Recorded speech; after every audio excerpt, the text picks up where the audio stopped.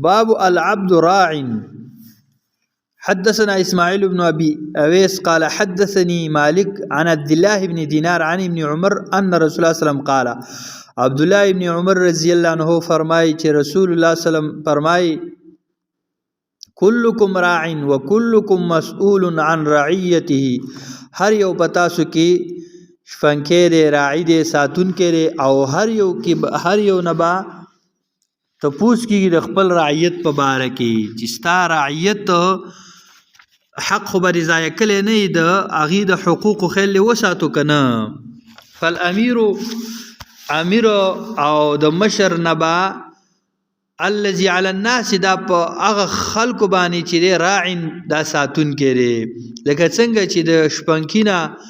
د هغه د ګړو په باره کې تپوس کېږي چې دا ستا ذمواري ده چې دا ګډې به ځې به ته صحیح ځي ته څر لبې او د هلاکت نه به بچ کې. داسې مشر د کلي د علاقې دا په دې باندې ذموار دی چې دا به د خپلو کشرانو خیل ساتي. مشر دی، حاکم دی، گورنر دی، بل یو عهده ورسره ده، دا به د عوامو ذمواری د هغې د مال د جان د عزت خیل به ساتي، د دې ذموار دی. وهو مسئول عن رعیته، دا امیر چې دی د ده نه به تپوس کېږي د خپل رعیت په باره کې چې هغې له د حق وررسولی دی که نه دی.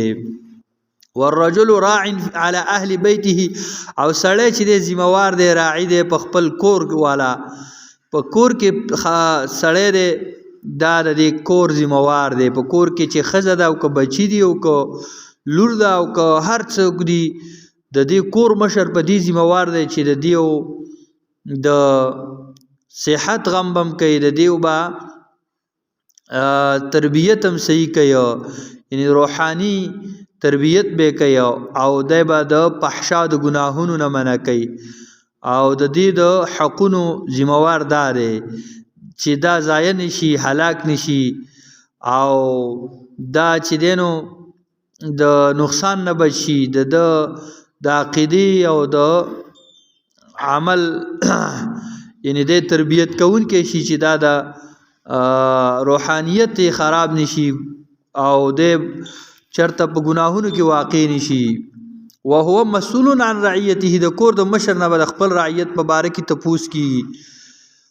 وعبد الرجل راع على مال سيده، او غلام د سړیم دا راعي دی په خپل مال د سید، چې غلام دی او هغه د خپل سید او د مشر د مالک په مال کې دی راعي دی، نو د دې تپوس پتې کېږي چې د خپل مالک مال خو به ضایع کلی نه یو، د هغه په کور کې سامان دی هغه دې ضایع کلی نه، مال دی ولا نه ضایع کلی هغه. وهو مسئول عنه، د دې نه به هم تپوس کېږي د دې په باره کې. الا کلکم راع، به پیغمبر یو مجموعي خبره وکړله چې هر یو په تاسو کې راعي دی. وکلکم مسئول عن رعیته، او هر یو به تپوس به کېدلی شي د هغه د رعیت په باره کې. د دې وجې نه دا باب په دې وجه دلته راوړو چې د غلام ذمواري داره چې د خپل مال د مالک مال حفاظت به کوي. ابو هريره نه وایي چې یو غلام دی او هغه د خپل مالک خبره مني، نو د الله خبره ومنله، او چې کله یو غلام د خپل مالک نافرمانی کوي د الله نافرمانی وکړله. د دې وجې نه حدیث کې راځي ابو هريره نه وایي چې نبی سلام فرمایي